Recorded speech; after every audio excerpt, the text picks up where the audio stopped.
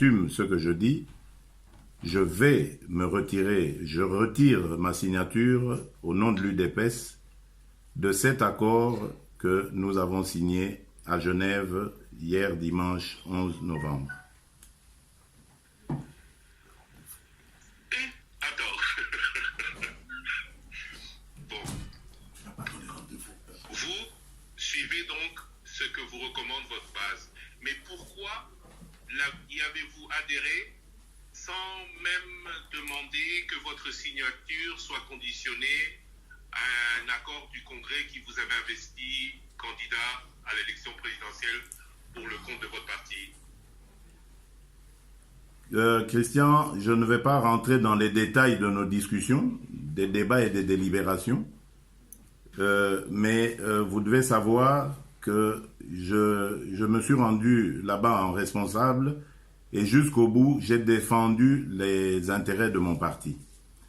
Et j'en profite d'ailleurs pour dire à la base de mon parti qu'elle se mobilise parce que dans les jours qui viennent, je vais descendre à Kinshasa à sa rencontre pour lui donner le compte-rendu de ce qui s'est passé à Genève, mais également pour la mobiliser afin qu'elle se prépare à entamer avec moi la campagne électorale qui va arriver qui va s'ouvrir dans quelques jours.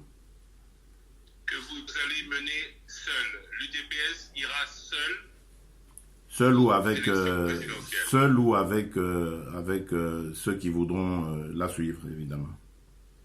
On parle de l'UNC, la base de l'UNC souhaiterait que vous et Vital Kamerhe vous rencontriez pour qu'il y ait à vous deux une candidature commune. Est-ce que cela est envisageable? Écoutez, pour le moment, nous avons été à 7 leaders autour de la signature de cet accord. Je crois qu'il s'est passé des choses. C'est à chacun, évidemment, des leaders de se comporter en fonction de ce que son parti va décider. Donc, à mon avis, c'est encore prématuré d'aller sur la conclusion d'un tel arrangement. Ma priorité, je la réserve à ma base. Donc, laissez-moi d'abord rentrer à Kinshasa dans les jours qui viennent, m'adresser à ma base, relever la température de celle-ci, et ensuite, je pourrai peut-être répondre à votre question. Pour parler, non pas de votre base, mais des leaders de l'opposition avec qui vous avez tenu réunion pendant 72 heures, est-ce que votre décision d'aujourd'hui, que vous annoncez en exclusivité sur Top Congo FM, n'aura pas de graves conséquences dans vos relations?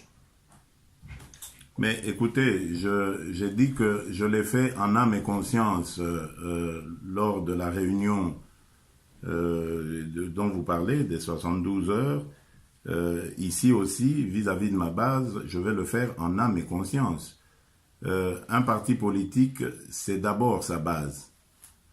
Et je dois rendre à l'histoire le fait que la base à l'UDPS est le moteur même de notre parti.